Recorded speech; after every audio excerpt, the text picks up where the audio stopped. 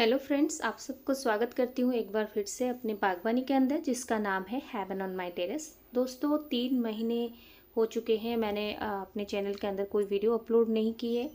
और आज जो ये वीडियो मैं अपलोड कर रही हूँ ये जून से लेकर अब तक का अपडेट आप लोग के साथ शेयर करूँगी कि प्लांट के अंदर क्या क्या परेशानी उठानी पड़ी। दोस्तों ये जो प्लांट आप देख रहे हैं ये मैक्सिमम मेरे प्लांट जो है वो प्लास्टिक के गमले के अंदर है। और मिट्टी के गमला और प्लास्टिक गमला दोनों गमले के अंदर जो डिफरेंसेस होते हैं रूट को लेकर ये भी आप लोगों के साथ शेयर करूंगी। और साथ ही साथ रिपोर्टिंग और डरमेंसी ये बहुत सारी चीज़ मैं वीडियो के अंदर आप लोग के साथ शेयर करूंगी। हो सकती है कि वीडियो थोड़ी लंबी हो सकती है और क्या रीज़न हुआ मतलब किस रीज़न की वजह से मैं ये वीडियो आप लोग के साथ शेयर कर रही हूँ, तो अगर वो वीडियो आप पूरा कम्प्लीटली देखेंगे तो आपको समझ आ जाएगा। दोस्तों ये जो रूट कॉयल मतलब नीचे से कॉयल हुआ है तो ये प्लास्टिक और ये है मिट्टी वाला गमला। ज़्यादातर मैंने जून 22 को रिपोर्टिंग स्टार्ट की थी, जबकि उस टाइम बारिश नहीं हुई थी, मानसून वाले बारिश नहीं आए थे।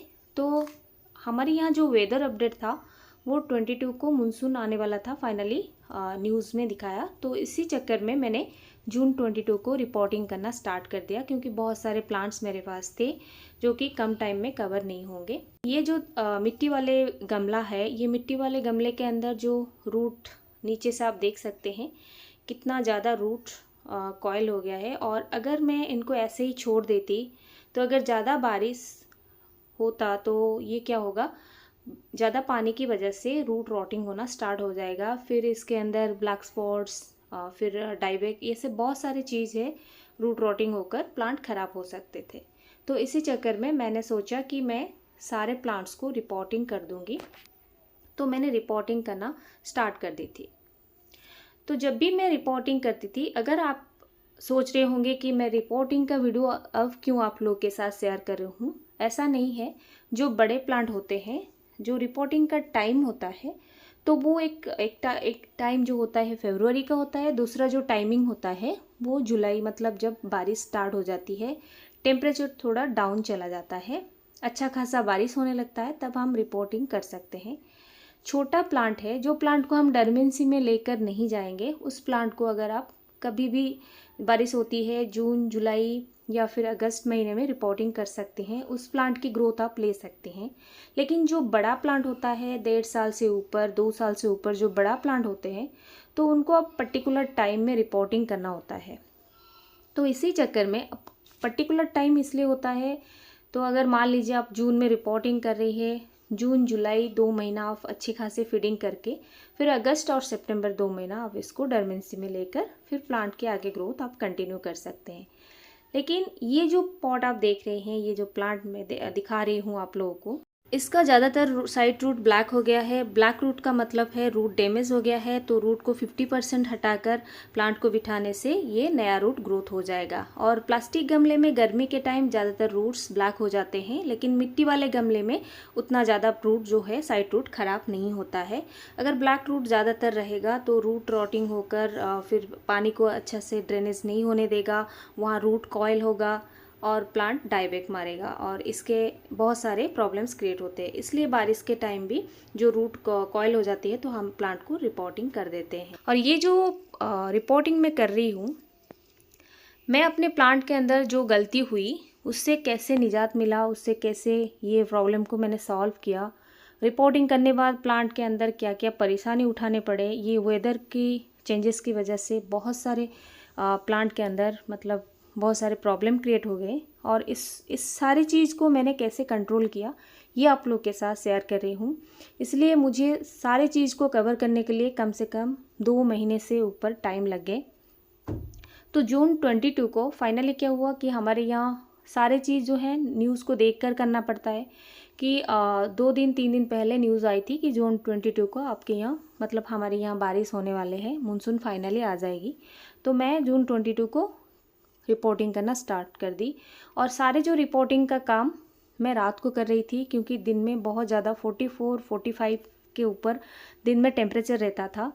तो टेम्परेचर को भी थोड़ा ध्यान में रखना पड़ता है, क्योंकि टेम्परेचर जब डाउन होता है तब जाके बारिश स्टार्ट हो जाता है। 1-2 बारिश हो जाती है तब जब जाके रिपोर्टिंग करना सही रहता है। लेकिन मैंने गलती क्या की, मैंने सोचा इतने सारे प्लांट्स हैं, 87 के ऊपर प्लांट है, तो सारी चीज़ को अकेला जो रिपोर्टिंग का काम होता है, सबसे हार्ड वर्किंग काम गुलाब के अंदर रिपोर्टिंग का काम होता है, और अकेले इतने सारे प्लांट्स को कवर करना मेरे लिए पॉसिबल नहीं था। तो मैंने सोचा 22 तारीख से ही शुरू कर देती हूँ। जब मैंने सारे प्लांट को कवर किया और रिपोर्टिंग करना स्टार्ट कर दी, तो एक दिन में ये काम ख़त्म नहीं होने वाला था, कम से कम 6 से 7 दिन लग गया। तो रिपोर्टिंग के वक्त मैंने क्या किया, अगर आप अभी भी कोई प्लांट को रिपोर्टिंग करना चाहते हैं, अगर बारिश जमकर हो रही है, तो आपको उसके अंदर कुछ देना नहीं है। 2-3 दिन के लिए आप फंजीसाइड देकर रिपोर्टिंग कर सकते हैं। और बारिश का पानी वैसे भी प्लांट के अंदर से नेचुरली रूट को डेवलप करा देती है। लेकिन मैं जो ये कर रही हूँ, उस टाइम मैं ये काम किया था, तो मैंने इसके अंदर ये जो ट्राइकोडर्मा पाउडर है, ये बायो फंजीसाइड है, मैंने इसको इसलिए यूज़ किया क्योंकि इसके अंदर जल्दी रूट को ग्रोथ करने के लिए मैंने इसके अंदर माइक्रोराइजा दिया था। माइक्रोराइजा एक गुड फंगी होता है, जो कि ये नेचुरली बहुत जल्दी प्लांट के अंदर फीडर रूट को डेवलप करा देती है। और मेरे पास जो ये प्रोडक्ट था, ये टाटा राली गोल्ड जियर था, और मैं इसको साइड में ऊपरी हिस्से में डाल दिया। कम से कम एक पॉट के अंदर 10 से 12 ग्राम मैंने माइक्रोराइजा डाल दिया। अगर आप माइक्रोराइजा डालकर कोई प्लांट को बिठा रहे हैं, तो कम से कम ये ध्यान रहना चाहिए कि 10 या 12 दिन तक कोई भी केमिकल फीडिंग आप नहीं कराएंगे। और केमिकल फीडिंग अगर आप कर रही है, तो ये जो माइक्रोराइजा का काम होता है, ये जो फंगस होता है, ये बैक्टीरिया क्या है, डाई हो जाएंगे, मर जाएंगे, इनका कुछ भी काम नहीं होगा प्लांट के अंदर। तो इस चीज़ को अगर मैं अभी जो है न्यू रूट आएगा, अगर बारिश होगा तो ये क्या होगा, न्यू रूट बहुत जल्दी फंगस लगते हैं, इसलिए मैंने ट्राइकोडर्मा इसके अंदर डाल दिया, ताकि अगर बारिश हो जाए या बारिश स्टार्ट हो जाएगा तो ये प्लांट सेफ हो जाएगा। इसलिए मैंने ये दोनों चीज़ को मिक्स करके इसके अंदर डाल दी। तो अगर आप इसको यूज़ कर रहे हैं, तो कम से कम 10 दिन तक कोई भी केमिकल पेस्टिसाइड्स या फिर कोई भी केमिकल फंजीसाइड या कोई केमिकल फीडिंग जो होता है, NPK वगैरह, इसको आप नहीं डाल सकते। कम से कम 10 दिन या 12 दिन छोड़कर इसको आप कर सकते हैं। तो जो छोटा प्लांट होता है, उसको आप अभी इस टाइम भी आप रिपोर्टिंग कर सकते हैं। अगस्त की महीना चल रहा है, इस टाइम भी आप रिपोर्टिंग कर सकते हैं। और जो छोटा प्लांट होता है, उसको आप अच्छा खासा ग्रोथ ले सकते हैं। इसके अंदर कोई डरमेंसी फॉलो करने की चीज़ मतलब ज़रूरत नहीं है, क्योंकि छोटा प्लांट को हमें ग्रोथ चाहिए, कम से कम 1.5 साल के ऊपर हो जाएगा, तब हम सारे जो प्रोसीजर होते हैं उसको फॉलो कर सकते हैं। तो मैंने जो गलती की थी जून 22 को, मैंने जब सारे रिपोर्टिंग कर दी, तो कम से कम 28 तारीख तक ये सारे काम कंप्लीट होने में इतना वक्त लग गया। लेकिन जो भी प्लांट में 10 या 12 प्लांट एक ही दिन में कर रही थी, वो सारे प्लांट ही ओपन छत में मेरा था, कोई ऊपर ग्रीन नेट नहीं था। लेकिन प्लांट मैंने नोटिस किया 2-3 दिन के बाद, तो ये जो हुआ, तो पत्ते सडनली येलो होना स्टार्ट हो गए। जब पत्ते सडनली येलो होना स्टार्ट हो गए, तो मैंने इनको कम से कम 10 दिन के बाद, यानी कि जुलाई 10 तारीख को इनके अंदर फाइनली केमिकल मतलब जो रूट डेवलपमेंट फीडिंग होता है, ये स्टार्ट किया। तो जून 22 से लेकर जून 30 तक कम से कम 8 दिन के अंदर सारे काम कंप्लीट हुए। तो फिर मैंने फाइनली जून 30 से लेकर जुलाई 10 तक मैं इनको छोड़ दिया, और वाटरिंग पे मैं प्लांट को चला रही थी।